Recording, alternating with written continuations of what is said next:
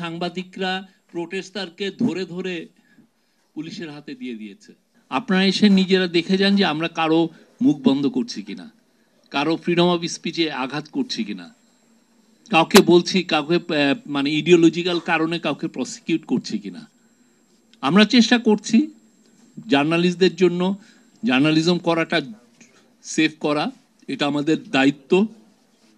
আমরা আবারও বলি, কেউ যদি অ্যাফেক্টেড হন, কারো এগেনস্টে যদি থ্রেট থাকে, কারো এগেনস্টে কোনো ধরনের কোনো আপনাদের কোনো যদি কেউ অ্যাটাকের শিকার হন আমাদেরকে জানাবেন, আমরা দ্রুত ব্যবস্থা নিব প্রত্যেকটা বিষয়ে।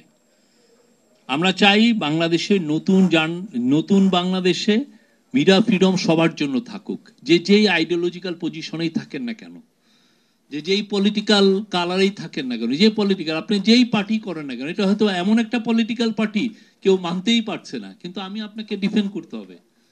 আপনার অপিনিয়ন, আপনার ইডিওলজিক্যাল পজিশন যাতে এই পুরো জার্নালিস্টিক এই মিডিয়া ফ্রিডমের ক্লাইমেটের জন্য ডিফেন্ডেড হয়, এটা আমাদের সবাইকে দেখতে, এটা সবার নৈতিক দায়িত্ব।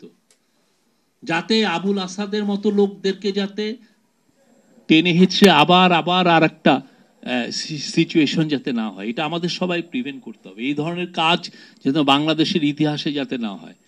এবং আমরা আমি এই যে 266 জনের কথা বললেন, যে আছে যে ডেইলি স্টারে, আমাকে আমার দেশের এক সাংবাদিক বললেন, এই 266 জনের সাংবাদিকদের মধ্যে একজন আছেন নিজে সাংবাদিক, যিনি মাহমুদুর রহমানকে এই যে মারা হলো, যেদিন উনি রক্তাক্ত করা হলো, ওই পুরো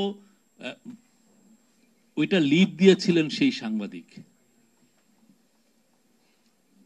তো এই জিনিস, এই চিত্র তো দেখছি। আমি চিটাগাঙে গিয়েছিলাম, সেখানে শুনলাম যে ওইখানে সাংবাদিকরা প্রোটেস্টারকে ধরে ধরে পুলিশের হাতে দিয়ে দিয়েছে।